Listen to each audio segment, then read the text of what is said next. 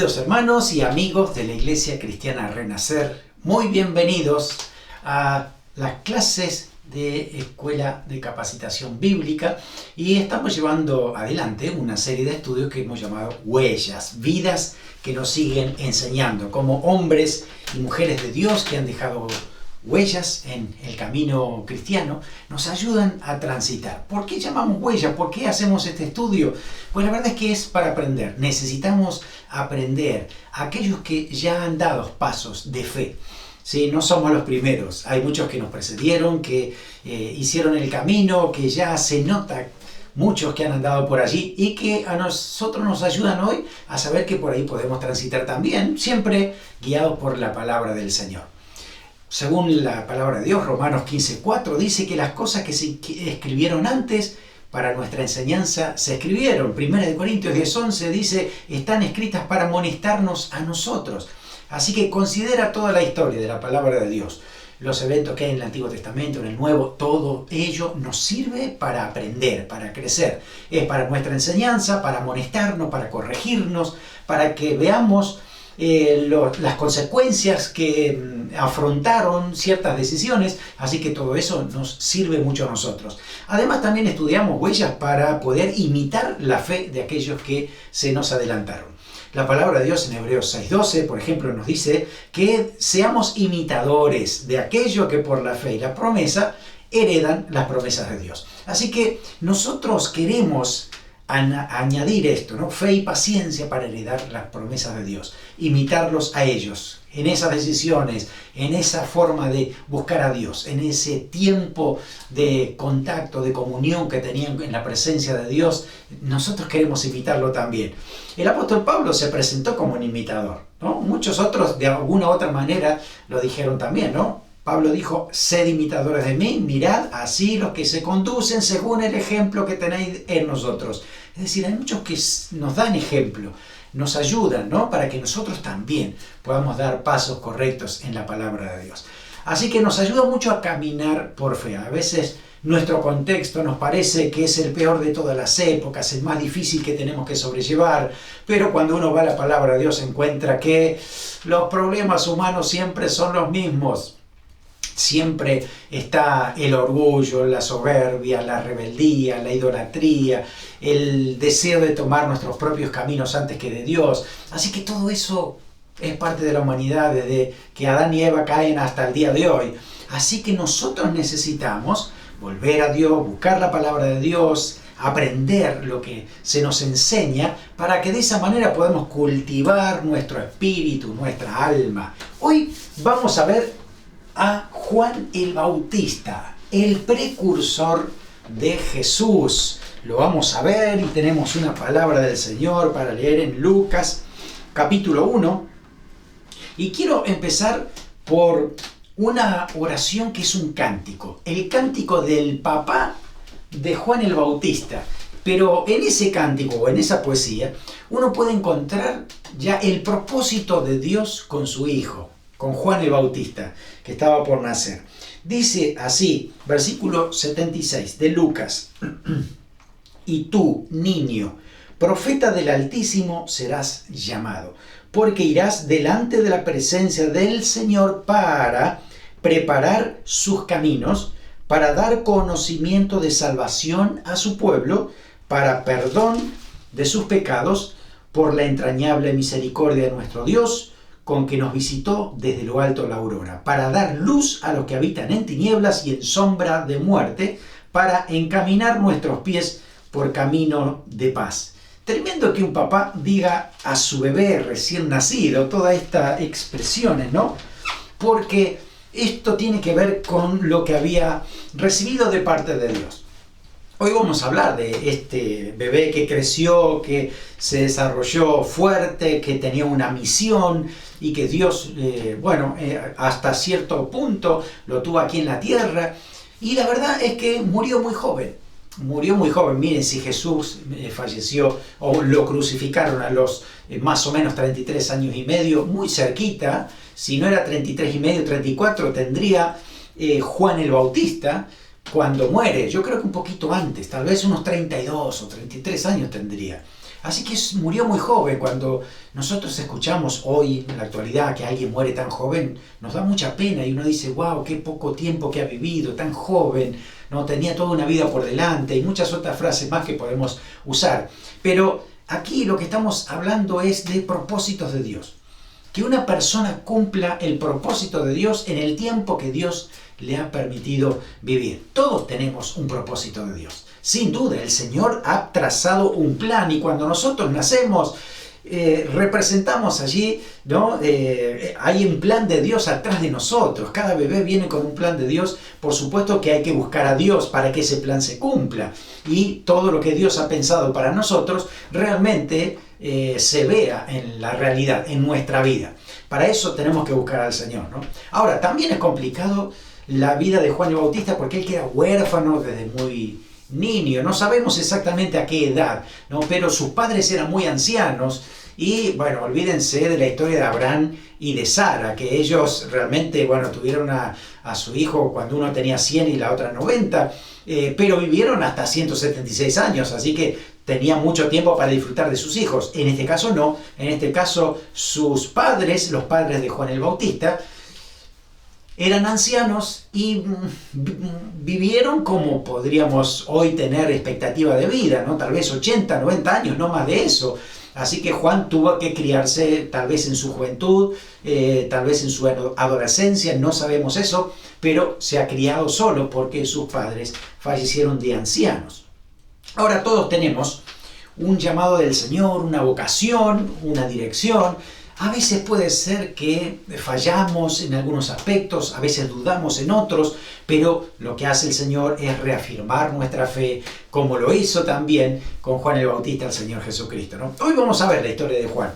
Juan el Bautista, llamado así porque tenía un ministerio muy particular.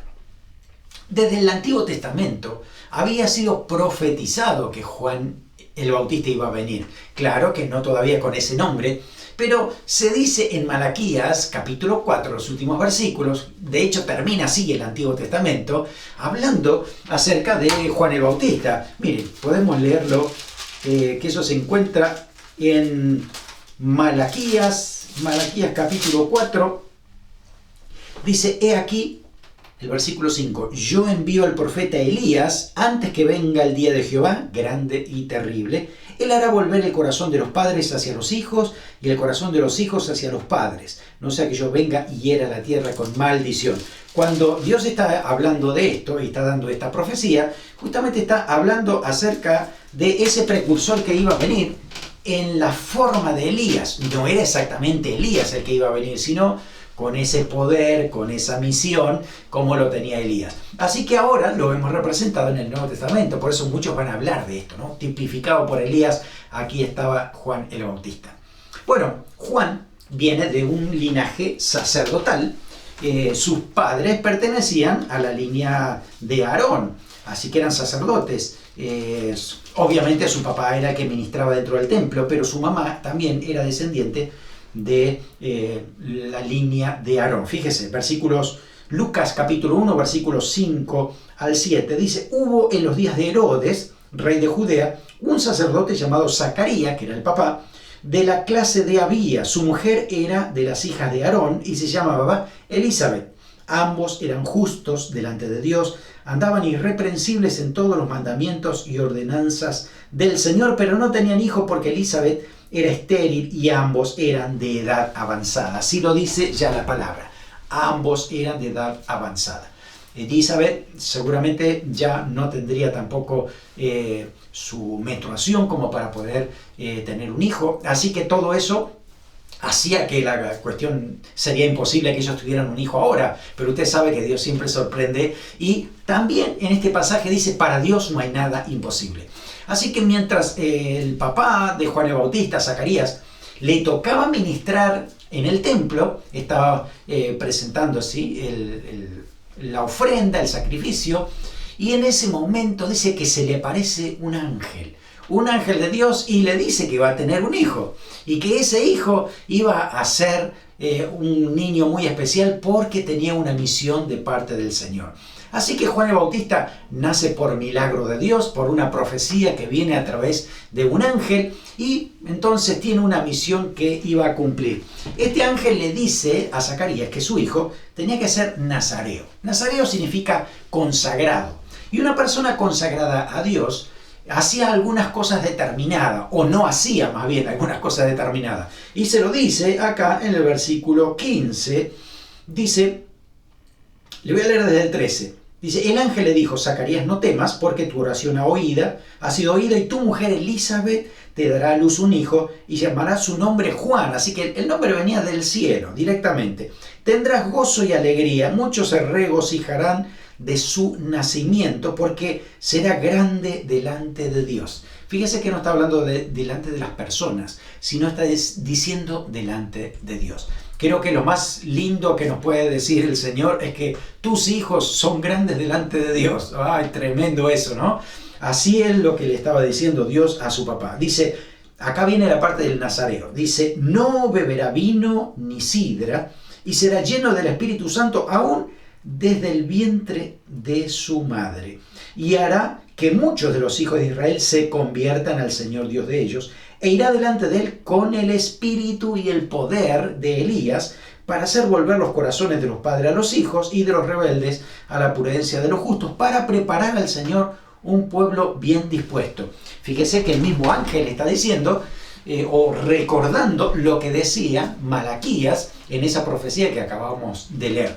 Así que después de 400 años de silencio, donde no había revelación, no había palabra de Dios, no había ángeles, de repente aparece uno y se acerca entonces ahí a Zacarías y le dice que iba a tener un hijo y que iba a ser el precursor, el que iba adelante, ¿no?, del Señor, el que iba a anunciar su llegada, el que iba a preparar el camino para la venida del Señor. Así que preparar el camino, preparar el corazón de la gente para que estuviera dispuesto a escuchar al Señor Jesucristo. Preste atención, ¿no le parece que tú y yo es lo que debemos hacer en este tiempo?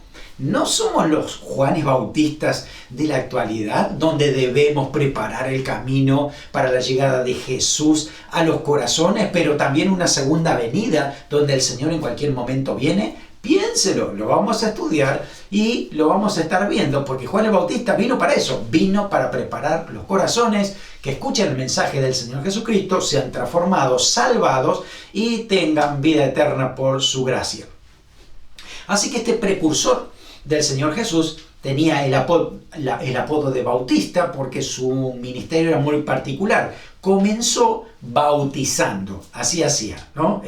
Entonces, en este sentido, ese ministerio es que le da este nombre y los distinguimos del apóstol Juan, ¿no?, porque este era Juan el Bautista.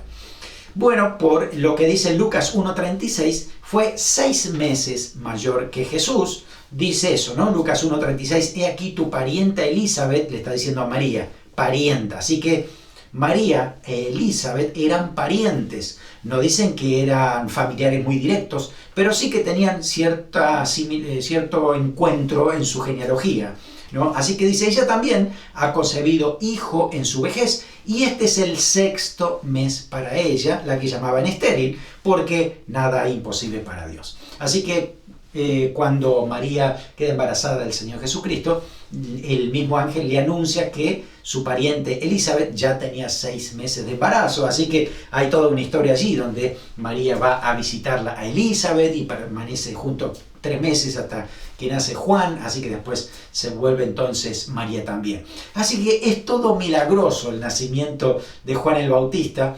Es un milagro extraordinario, pero ese milagro no significaba que le iba a hacer más fácil la vida, ¿no? Porque la verdad es que el milagro de haber nacido por una familia de ancianos, eso le quedaba poco tiempo de vida a sus padres, así que se tuvo que arreglársela solo, tuvo que vivir solo.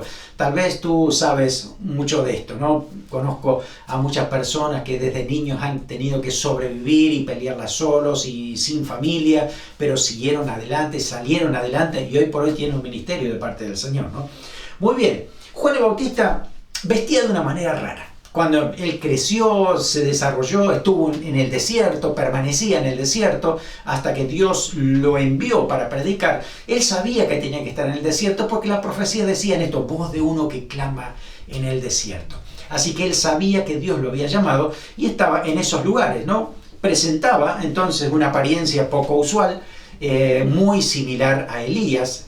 En Mateo 3:4 dice, y estaba vestido de pelo de camello y tenía un cinturón de cuero alrededor de sus lomos y su comida era langostas y miel silvestre.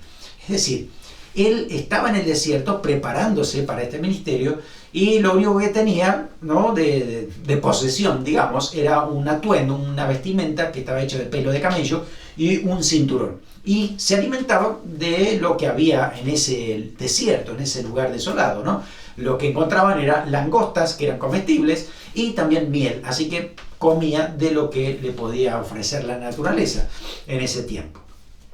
Juan desde niño supo que tenía un papel específico que cumplir en este mundo. Se lo había transmitido sus padres. Fíjese qué importante que es la enseñanza y la educación de los padres a los hijos. Ellos son los primeros que tienen que enseñarle a los niños, a la próxima generación, para que se cumpla lo que dice Proverbios, ¿no?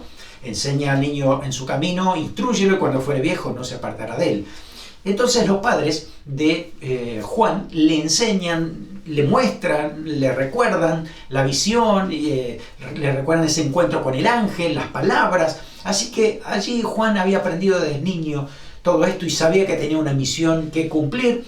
Era anunciar que venía un Salvador, que venía el Mesías. Así que él pone todas sus energías para cumplir esta tarea que el Señor le había mandado. Cuando uno lee los 4 evangelios, bueno, encuentra que Juan el Bautista está ubicado en una zona bastante amplia, predicando el mensaje, ¿no?, que Dios le había dado. Era una zona de Samaria, de Judea, Betania, Enón. Era toda una región bastante amplia donde muchas personas llegaban a escuchar el mensaje a través de la vida de Juan.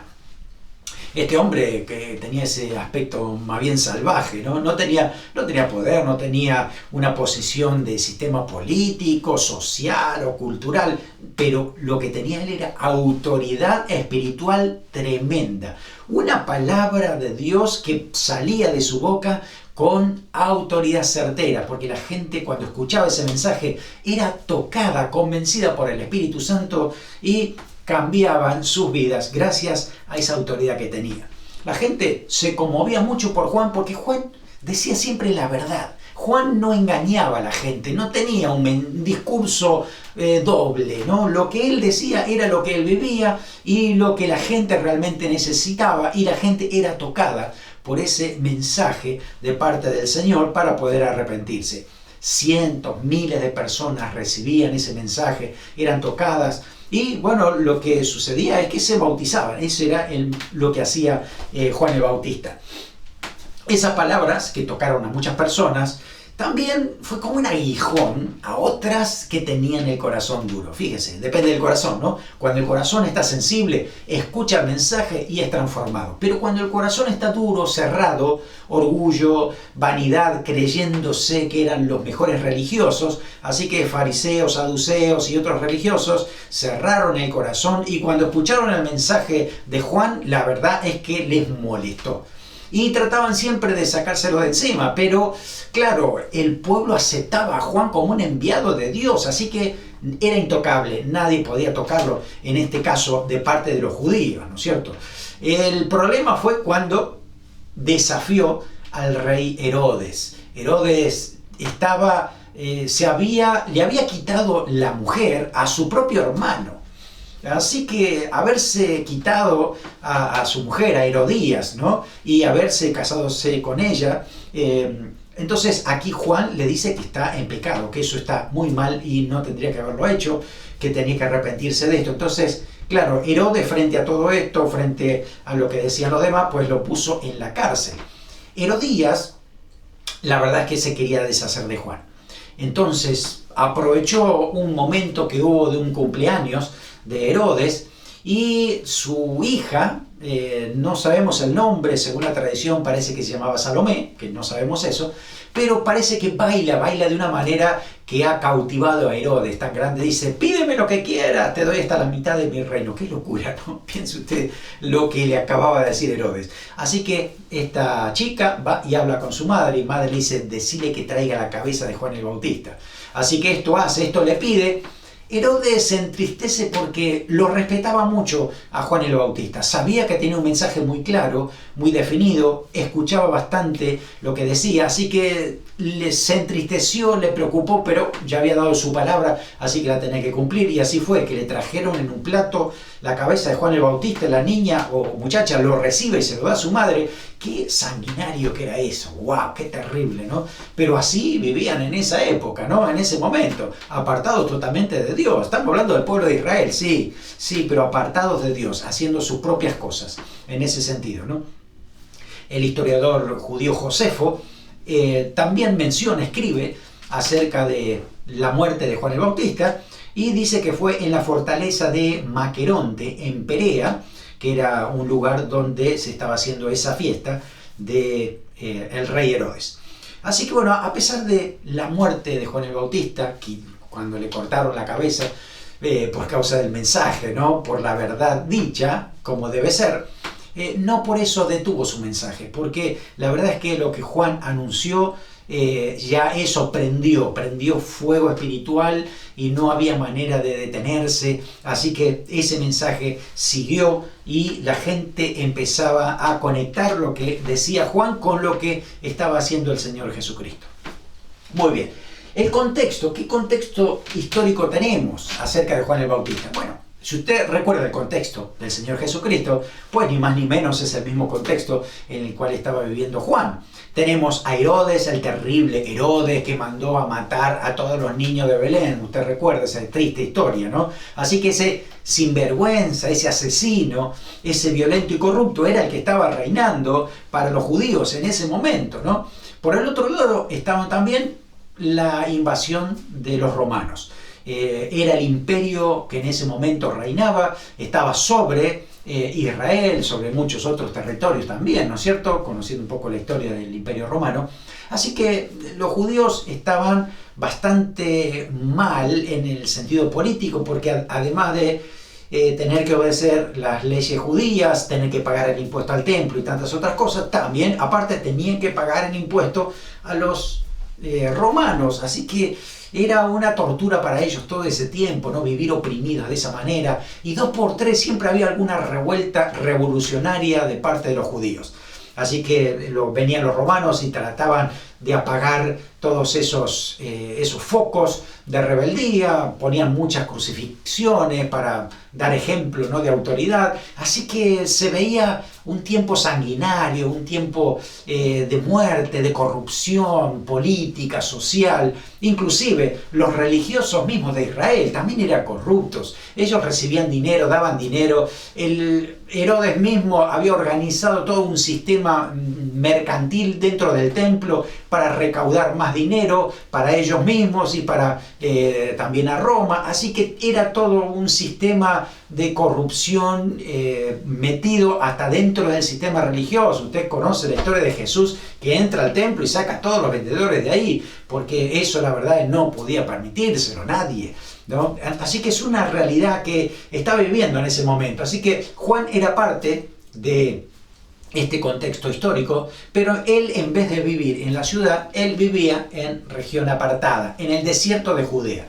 El desierto no significa que no había nadie, ¿no?, sino que era el lugar, el natural era desértico. No crecía no crecían plantas fuertes de colores vivos, de verdes, ¿no? No había flores. Es decir, era un lugar donde no crecía nada, ¿no? Había algunos pequeños arbustos, algunas zarzas y algunas otras vegetaciones que podían resistir ese clima tan árido. Pero había gente, y gente que pasaba continuamente por allí. También estaba cercano a la región del río Jordán, donde Juan ahí estaba bautizando a todos los que iban a arrepentirse, ¿no? Muy bien, el llamado de Juan el Bautista. Juan fue elegido por Dios desde el vientre mismo de su madre, ¿no? Ya lo hemos hablado acerca del ángel que vino a anunciar lo que iba a suceder. Sin embargo, Dios siguió hablándole a Juan. Lo vemos por algunos comentarios que hace Juan mientras él está predicando y tiene a sus discípulos, a sus seguidores, y predica el mensaje de arrepentimiento, ¿no? Entendemos que Dios lo ha llamado para esto, y él sabe, él conoce a Dios, lo conoce de experimentarlo, de escucharlo. No es simplemente porque los padres le contaron la visión del ángel, la revelación del ángel, sino porque él tuvo un encuentro permanente con Dios para escuchar lo que Dios decía y poder transmitírselo también al pueblo. Recuerde que fue lleno del Espíritu Santo desde el vientre de su madre. Así que él estaba capacitado con el poder del Espíritu Santo para poder hacer la obra, para poder predicar, para poder llegar con el mensaje a cada corazón. Algo muy interesante es que Dios le había hablado a Juan y le había dicho que cuando él viera en una persona en particular que recibe el Espíritu Santo, que el Espíritu de Dios viene sobre él, ese será el Mesías. Así se lo dijo Dios. Llama la atención que Dios le haya dicho esto, ¿no? Porque para Dios era más fácil decirle, mira, tu familiar, tu pariente cercano que se llama Jesús, él es el Mesías, él es mi hijo amado. Pero Dios no le dijo eso. Le dio como una expectativa a Juan, porque Juan lo tenía que experimentar en carne propia. Si le hubiera dicho de un principio que era Jesús, tal vez ya hubiera empezado a dudar Juan, ¿no? Yo no sé si será, si yo lo conozco, es mi pariente, ¿cómo puede ser que sea? Y no lo sé, y estaríamos pensando algunas otras cosas. Tal vez dudaba, ¿no? Pero no fue así. Dios le dijo, mira, cuando tú veas en alguien que viene el Espíritu Santo sobre él, ese es el Mesías.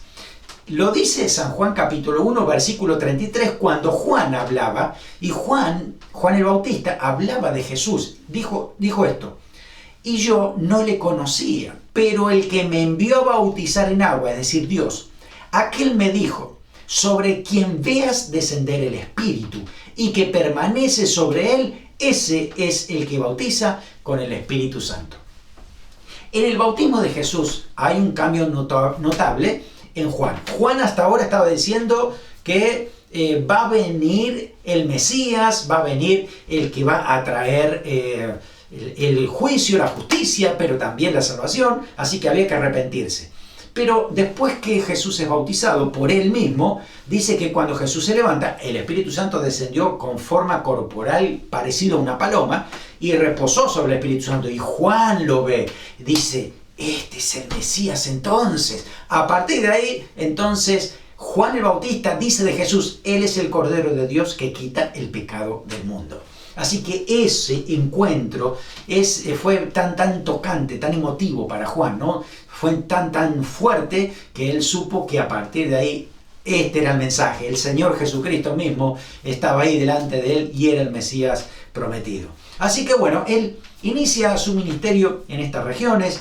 Mateo 3, capítulo 3, versículo 1 y 2 nos dice cuál fue el inicio de su ministerio. En aquellos días vino Juan el Bautista predicando en el desierto de Judea diciendo, arrepentíos porque el reino de los cielos se ha acercado. Usted fíjese que Juan el Bautista no hizo ningún estudio de mercado para empezar a predicar el mensaje del Evangelio. No fue viendo la realidad de la gente, la cultura, las palabras. No fue viendo a ver qué le gustaría, cuántos minutos quiere que yo predique, quiere una musiquita de fondo. No hizo ningún estudio de mercado. Él directamente fue con lo que Dios le dijo. Le dio una palabra y él empezó a predicar directamente a los judíos de una determinada manera porque los judíos lo iban a entender muy bien. Había que ser claro, contundente y fuerte porque los judíos debían recibir el mensaje de manera fuerte, ¿sí? Así, de esa manera, casi de confrontación. En Mateo 3 justamente habla de esto, que Juan aparece en esa forma de los profetas del Antiguo Testamento. Hoy sería diferente porque hoy por hoy la gente no está esperando un profeta del Antiguo Testamento, ¿no? Pero en ese momento, la época de Jesús, cuando Juan se presenta con toda la apariencia de Elías, la gente dice, wow, ¿será el Elías prometido que Dios dijo que iba a venir? Como dijo Malaquías. Entonces creó la expectativa, despertó el corazón y la curiosidad, empezaron a escuchar y recibieron la palabra de Dios, ¿no? El mensaje de Juan fue arrepentimiento. arrepentimiento es muy importante esa palabra, ¿no? Arrepentimiento. Arrepentimiento viene de una palabra griega que es metanoias, que significa volverse 180 grados. Si usted iba en una dirección norte, lo que tiene que hacer ahora es ir en una dirección sur. Fíjese que el arrepentimiento no es una cuestión de sentimiento, ¿no? Y de llorar. Hay muchos que lloran, ¿no? Por algo que hicieron y parece arrepentimiento, pero después siguen en la misma situación. Así que no hay arrepentimiento por más que lloraron. El verdadero arrepentimiento no pasa por los sentimientos y el llanto. Está muy bien eso también, ¿no? Pero el verdadero arrepentimiento es cuando uno toma la decisión contraria a lo que venía diciendo. Estoy arrepentido entonces de haber pecado contra Dios. Eso significa que ya no peco más. No quiero pecar más. Puede que en algún momento tenga un resbalón y tengo que pedirle perdón al Señor para que el Señor siga trabajando en mi vida. Pero el deseo ya no está de pecar porque yo sé que eso le ofende a Dios. Entonces, eso era lo que predicaba Juan el Bautista. Arrepentimiento. Y esto sigue siendo clave para nuestro mensaje actual. Si nosotros no predicamos arrepentimiento, entonces nadie sabe que somos pecadores, que actuamos de una manera determinada que ofende a Dios y debemos cambiar ese sentido para llegar a ser hijos de Dios y que Dios entonces empiece a trabajar en nuestras vidas. El mensaje no está claro, el mensaje estaría mal si no predicamos arrepentimiento. Así que, hermano, estás comprometido con un mensaje de verdad para decir siempre la verdad de parte de Dios. Y la verdad empieza por arrepentimiento. Fíjense que esa palabra la empezó usando Juan el Bautista. Fue lo primero que dijo. Arrepentidos porque el reino de los cielos se ha acercado. Vaya a la historia de Jesús. Fíjese qué dice Jesús. Lo primero que Jesús dice, arrepentidos porque el reino de los cielos se ha acercado. Vaya a los discípulos, vaya a todos los discípulos, a Pedro, a Pablo. Siempre es arrepentidos y después otra cosa. Pero lo primero es arrepentimiento. Así que ese es el mensaje claro. Hay que quitarle el polvo a esta palabra y usarla continuamente. Porque si no hay arrepentimiento, no hay remisión de pecados. No hay perdón de pecados. Por algo, si yo no me quiero arrepentir por algo, no recibo el perdón. Así que necesito reconocer que soy pecador, arrepentirme por eso y cambiar de vida, tomar una decisión correcta. Así que esto era lo que predicaba Juan el Bautista, que preparaba el corazón para Jesús. Si hoy creemos que preparar el corazón para recibir a Jesús es decirle a la gente que usted tiene que levantar su autoestima, que tiene que amarse más, que busque las cosas lindas de la vida, que piense en positivo, que busque la prosperidad de Dios, estamos totalmente equivocados y fuera del mensaje. Dios no nos puso en el mundo para eso. Nos puso para predicar arrepentimiento, conversión, búsqueda de Cristo, santificación y recién ahí nos vamos a dar cuenta que todo eso es vida agradable a Dios. Así que este mensaje tiene que estar claro, tan claro en nosotros como lo tenía Juan el Bautista. Así que ya tomamos una huella de su vida, es decir, vamos a predicar el mensaje claro, la verdad de Dios, con amor, por supuesto. Siempre tiene que ser la verdad en amor. Así lo dice Pablo también en Efesios. Así que este mensaje claro, fuerte, hasta severo, ¿no? Le recordaba a la gente, al mismo Elías, así lo había dicho el ángel, ¿no? Anunciando a Juan el Bautista. Así que el mensaje estaba llegando a los corazones. Aún su voto nazareo, el hecho de vivir en el desierto, todo esto, la gente decía, se están cumpliendo las profecías en Juan. Así que llamaba más la atención todavía. Su ministerio empezó a repercutir en el pueblo, en los líderes religiosos, en la autoridad, a tal punto que empezó a provocar preocupación en los líderes religiosos. Fíjense, un mensaje de verdad de Dios produce preocupación en los líderes religiosos corruptos. Siempre tiene que pasar eso, ¿no? La verdad de Dios moviliza, mueve el piso a aquellos que están en corrupción. Deberían arrepentirse o matar al predicador, una de las dos, porque no le queda otra, ¿no? Así que eso es lo que fue y lo que pasó con Juan el Bautista. Con este mensaje, ¿no? Estaba muy metizado con el juicio de Dios. Fíjese, también Juan el Bautista decía, arrepentíos, viene el juicio. En un momento dice que el fuego de Dios vendrá. Y también dice, el hacha está puesta a la raíz de los árboles. Imagínese usted que alguien va a cortar un árbol, agarra el hacha y la pone, ¿no? La clava en la raíz porque ahora se prepara, ¿no? Se saca la camisa, se ajusta el cinturón, porque va a cortar el árbol definitivamente. Esa es la imagen que está presentando Juan, ¿no? El hacha ya está puesta. No es cuestión de podar el árbol, porque este árbol está seco y podrido y no sirve. Hay que quitarlo, eso es lo que dice Juan. Así que el juicio de Dios lo que hace es eso, es quitar aquello que no sirve. Un juicio que iba a llegar mucho más adelante. De hecho, todavía no ha venido ese juicio. Ese juicio está preparado para los tiempos finales. Pero fíjese cómo Juan ya nos prepara el corazón, el corazón de esa época para recibir a Cristo. Y nosotros estamos preparados para que cuando Cristo venga, nosotros nos vayamos con Él, y aquí aparece lo que será la tribulación, ¿no? Así que hay similitud con la forma y con el mensaje que predicamos. Así que todo esto tiene que ver entonces con esa preparación para el Mesías que viene al corazón. Muy bien, Juan también, por su misma vida que, él reflejaba, ¿no? Enseñaba la necesidad de orar, de ayunar. Sus discípulos ayunaban bastante seguido en el sentido de buscar a Dios continuamente, porque necesitamos escucharlo a Él. Así que dedicarnos exclusivamente a escuchar al Señor, dejando la comida y todo lo demás a un lado cuando necesitamos estar a solas con el Señor. Aún hasta después de la muerte, Herodes, ¿no?, temió que Juan el Bautista haya resucitado cuando escuchaba a Jesús hablar. Fíjese la idea que tenía Herodes, ¿no? Juan el Bautista era ese espíritu de Juan el Bautista. Ha resucitado Juan el Bautista, decía él, porque está en Jesús, ¿no? Así que era muy temeroso, ¿no?, hasta Herodes, del mismo Juan el Bautista. El Señor Jesús defendió la autoridad de Juan también, comparando su ministerio con el de su predecesor, ¿no? Y habló muy bien de Juan siempre, y apoyó siempre al Señor Jesucristo el ministerio de Juan. Ahora, los seguidores de Juan se empezaron a dar cuenta, ¿no?, de que la popularidad de Jesús crecía más que la de ellos. Entonces se acercaron y hablaban con Juan, ¿no? ¿Qué pasa? Que nosotros somos los precursores de Jesús y ahora resulta que Jesús tiene más seguidores que nosotros, ¿no? Juan 3, 25, 26. Pero la verdad es que con sinceridad, con humildad, Juan les dijo a sus seguidores que es necesario que Él crezca y que yo mengüe. Yo voy a ser reducido cada vez más, porque acá el que tiene que figurar es Cristo.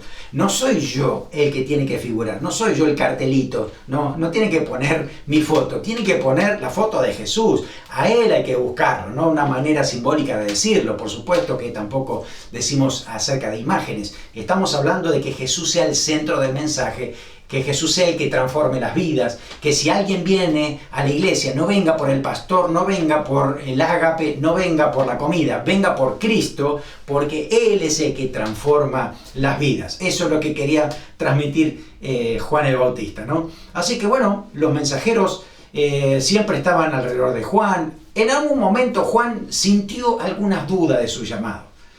Cuando vio que Jesús, por ejemplo, no actuaba con justicia inmediata, ¿no?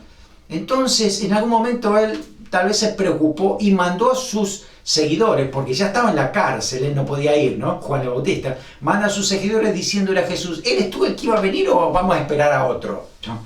Entonces Jesús le dice, bueno, vean lo que está pasando. Los ciegos son sanados, los paralíticos, los cojos, ¿no? Así que a los pobres ha anunciado el Evangelio, díganle eso a Juan, como para decir, fíjese que todas las señales del Mesías están cumplidas. El juicio no es para ahora, iba a ser para más adelante. Por eso es que muchos creyeron que Jesús tenía que ser un libertador físico, un político, social, religioso, pero Él venía a libertar a la gente de la esclavitud del pecado, venía a darle una vida nueva, porque su reinado iba a ser mucho más adelante, iba a ser posterior. De hecho, todavía estamos esperando que Jesús venga a reinar.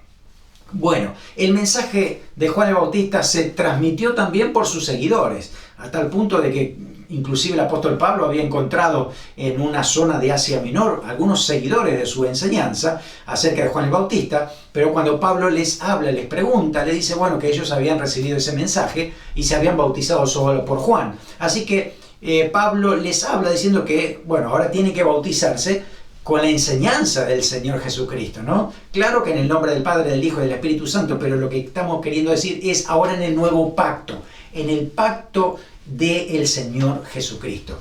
Es decir, identificado con la muerte, sepultura y resurrección del Señor Jesús, ¿no? Y ser bautizado como Jesús lo dijo en Mateo. Así que esto era lo que había pasado durante muchos años. Después siguió este mensaje siendo predicado para arrepentimiento, arrepentirse. Esto era muy fuerte para los judíos, ¿saben? Porque los judíos, ellos creían que eran el pueblo de Dios y que tenían comunión con Dios permanente. El hecho de arrepentirse y bautizarse era algo totalmente nuevo para ellos, porque los que se bautizaban eran los gentiles que querían hacerse judíos o judaizantes, pero los judíos no se bautizaban, ¿no? Así que en este caso Juan le está dando un nuevo mensaje. Ustedes judíos han pecado, están destituidos de la gloria de Dios y tienen que arrepentirse de sus pecados y venir a Dios, bautizándose, ¿sí? Una señal de arrepentimiento, de estar todo purificado, todo inmerso en el agua, ¿no? Así que esa era la imagen de ese bautismo. Y a partir de ahí entonces la gente se arrepentía de sus pecados para buscar a Dios. Cuando escuchaba el mensaje del Señor Jesucristo, entonces el corazón estaba dispuesto para ello. Muy bien, el carácter de Juan el Bautista.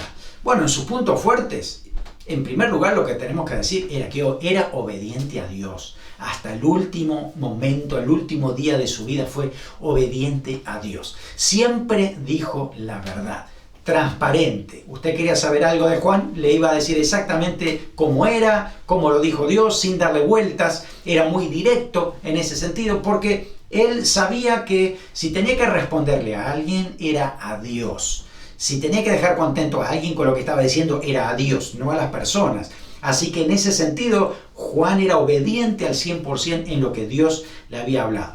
Era firme, ¿sí? Este predicador tenía el tema del arrepentimiento y era inflexible con esto. Si Dios dijo cuál es la verdad, si Dios dijo que eso es pecado, en eso tenemos que ser inflexibles, porque la verdad de Dios no puede ser torcida. Así que él también era confrontador, muy intrépido. Si había que hablarle al rey o al que era su sirviente, daba igual. A cualquiera de los dos les decía la misma verdad, se la decía directamente y debían arrepentirse de sus pecados. Esa es la realidad, ¿no? Así que bueno, conducido por un estilo de vida muy notable, transparente, íntegro. Nunca se le encontró un pecado oculto a Juan o alguna otra cosa. Por supuesto que Juan habrá pecado también como todos nosotros, pero tenía una vida intachable, íntegra. Era una persona que buscaba a Dios, así que si él se había pecado en algo se arrepentía inmediatamente, ¿no? Sabemos que el único que no pecó fue Jesús, pero Juan tenía un buen testimonio en su vida. Él buscaba a Dios, él quería la santidad de parte de Dios, ¿no? Alguna debilidad que tuvo en su carácter, bueno, en algún momento tuvo alguna duda temporal acerca de la identidad de Jesús, de la obra de Jesús, pero el Señor le ayudó para que él pueda crecer en eso, pueda sobrellevar esa duda que tenía, entregársela al Señor y al final seguir creyendo en Jesús como el Mesías al 100%. Bueno, ¿qué nos deja las huellas de Juan el Bautista para nosotros hoy?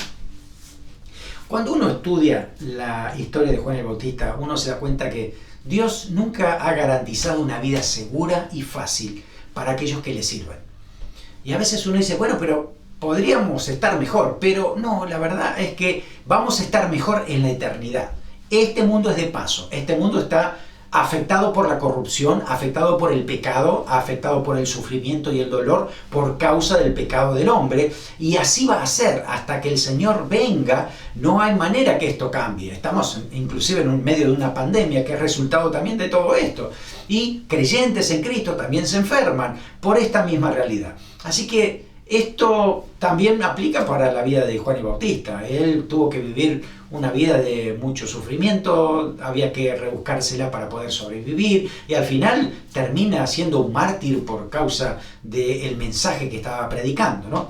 Pero cumplir con los deseos de Dios es la inversión más grande que podemos hacer en esta vida. Servir a Dios, darle lo mejor de nuestras vidas.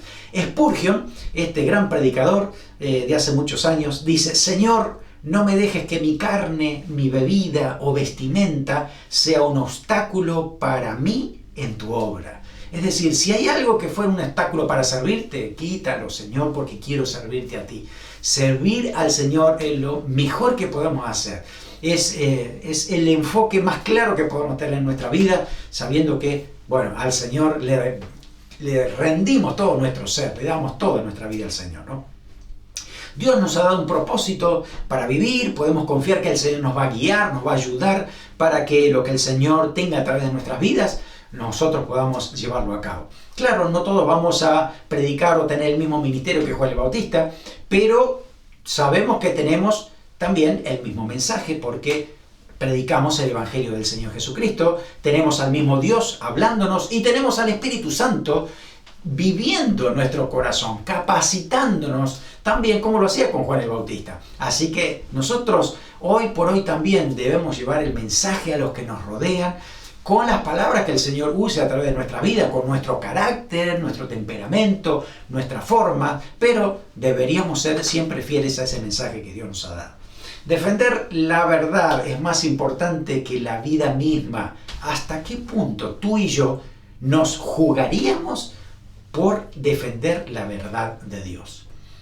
Hoy por hoy, si hubiera persecución, yo no sé cuántos realmente seguiríamos fieles al Señor, ¿no? Gracias a Dios que no hay persecución.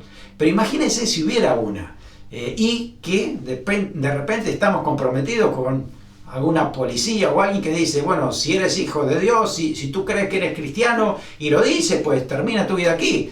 Yo no sé cuántos cristianos seguirían, ¿cierto? La verdad es que debemos tomar conciencia de esto. El mensaje, la verdad de Dios es más importante que la propia vida, porque esto es temporal y viene toda una eternidad donde uno realmente le ha tenido que ser fiel al Señor, ¿no? Juan perdió la cabeza por decir la verdad. ¿Hasta qué punto nosotros estaríamos dispuestos para defender esa verdad de Dios? Bueno, Juan no tenía toda la Biblia. Juan tenía el Antiguo Testamento, parte de ella, ¿no es cierto? Pero él lo que hizo fue centrar su vida a la luz de esa palabra que tenía y lo que sabía transmitírselo también al resto del pueblo. Así que nos enseña a nosotros lo mismo, estudiar la palabra de Dios. Hoy tenemos el privilegio de tener toda la palabra de Dios, toda la revelación de Dios. Así que podemos estudiarla, investigarla, aplicarla para poder también predicarla, enseñarla, tanto con palabra como conducta, ¿no es cierto?, a otros que también necesitan esa palabra de Dios. Así que nosotros podemos descubrir esas verdades reveladas y aplicarlas y poder motivar a otros para que también conozcan esa verdad. Y seguir siendo fieles a esa verdad hasta los últimos días de nuestra vida. Dios quiere usarte a ti como a ninguna otra persona. Dios tiene un plan contigo, un plan especial. Aunque tal vez no haya venido un ángel, a mí tampoco no ha venido un ángel a mis padres, ¿no?, de lo que íbamos a hacer nosotros, pero el plan venía con nosotros. Hay un plan de Dios para cada uno de nosotros, que el Señor lo va a cumplir si nosotros lo buscamos, si nosotros tenemos el mismo corazón que tenía Juan. Juan estaba pendiente de lo que Dios quería hablar, de lo que Él quería decir. Así que en ese sentido nosotros podemos hacer como Juan, buscar a Dios permanentemente, escucharlo al Señor y actuar en base a lo que Dios nos hable hoy. Nosotros hoy, como Juan el Bautista, somos precursores de su venida. Claro que Jesús ya vino, su primera venida está muy certera, ya acá está en la palabra de Dios, hemos recibido a Cristo, somos cristianos, ¿no es cierto? Ya sabemos que Jesús vino, nos ha dado vida, pero también sabemos que Jesús va a venir por segunda vez. Así que también nosotros somos precursores de la segunda venida de Cristo, ¿no? Dando un mensaje claro, una verdad sin cambiarla, ¿no? Porque a veces por temor, por miedo, por vergüenza, por rechazo, lo que queremos hacer es modificar un poquito el mensaje para sentirnos de alguna manera valorizados, que pertenecemos al grupo y tantas otras cosas que nos pasan por la cabeza. Pero la verdad es que nosotros deberíamos ser fieles a la verdad de Dios antes que a cualquier otra cosa. Hay un pensador cristiano, Meyer, que dijo lo siguiente, dice: tristemente, Juan el Bautista es necesitado hoy en día. Mucho de lo que llamamos cristianismo es simplemente paganismo cristianizado. Necesitamos que Juan el Bautista venga con sus palabras severas acerca del hacha, del viento, del fuego. Nada sería de más provecho para preparar el camino para una nueva venida de Cristo, ¿no? Bueno, hace bastante tiempo que se escribió esto, pero la realidad nuestra es que nosotros debemos predicar también con nuestro testimonio, con nuestras palabras, un mensaje claro. La verdad del Señor tiene que estar clara. No importa el carácter que tengas, el temperamento, sigue viviendo la gracia del Señor, sigue disfrutando lo que el Señor te ha dado a ti, pero no te lo guardes, compártalo con otro. Hoy nosotros somos los Juanes Bautistas que el Señor quiere usar para que otros puedan conocerlo, para decirle a este mundo que debe arrepentirse de sus pecados y tener una nueva vida en Cristo, y que Jesús va a venir otra vez a buscar a su verdadero pueblo, a su verdadera iglesia. Jesús no va a venir a buscar a clubes religiosos. Él viene a buscar a su verdadera iglesia que anda en santidad, que participa de su vida, que se ha arrepentido de sus pecados y le quiere agradar al Señor. Espero que tú seas parte de esa iglesia, así que juntos vamos a dar esa verdad de Dios en todo momento, aplicarla, ¿sí?, en todo tiempo. Y, como dice también Proverbios, compra la verdad y no la vendas. Así que no vendas esa verdad, no tergiverses la verdad. Sigue firme en la verdad, porque el Señor un día nos va a pedir cuenta también de eso. Y ojalá que el Señor nos diga: bien, buen siervo y fiel, sobre poco has sido fiel, sobre mucho te pondré. El Señor Jesús dijo en Mateo 11:11 de Juan, dice: de cierto os digo, entre los que nacen de mujer no se ha levantado otro mayor que Juan el Bautista, pero el más pequeño en el reino de los cielos mayor es que él. ¿Por qué dijo eso? Porque Juan pertenecía al Viejo Testamento. Juan era un profeta que todavía seguía siendo parte del Antiguo Testamento, porque todavía Jesús tenía que morir en la cruz, tenía que resucitar, enviar al Espíritu Santo, y todo eso era parte de la iglesia. Así que Juan pertenece a la antigua dispensación. Nosotros estamos en la nueva, así que tenemos la bendición, el privilegio de disfrutar ese nuevo pacto que el Señor Jesucristo ha hecho con nosotros. Así que dale gracias al Señor por eso, pero fíjate que es un privilegio para poder llevar el mensaje a otros. Así que no te dejes intimidar, no tengas vergüenza, no tengas temor. El Señor está contigo, el Señor te va a ayudar en todo momento. Oramos. Gracias, Señor, gracias por la vida de Juan el Bautista, porque tenemos mucho que aprender de allí, Señor. Gracias por esa verdad firme. Gracias, Señor, porque tú nos enseñas hoy a ser fieles a la verdad, a poder trazar esa verdad con amor para poder, Señor, decirle a las personas que necesitan nueva vida en ti, que primero deben arrepentirse de sus pecados para poder tener una nueva vida, Señor, en ti. Padre, ayúdanos, Señor, a ser fieles a tu palabra, a ser fieles a este mensaje con palabras buenas, con palabras de amor, llenas de misericordia, Señor, pero sin cambiar la verdad. Gracias, Señor, porque tu Espíritu Santo que habita en nosotros nos va a dar esa convicción y nos ayudará, Señor, a ser fieles a tu verdad en todo momento. Gracias, Señor, porque estás con nosotros y tú eres la verdad, esa verdad que nos hace libres. En el nombre de Jesús oramos. Amén. Amén. Que el Señor te bendiga grandemente y vive la verdad en amor. Dios te bendiga.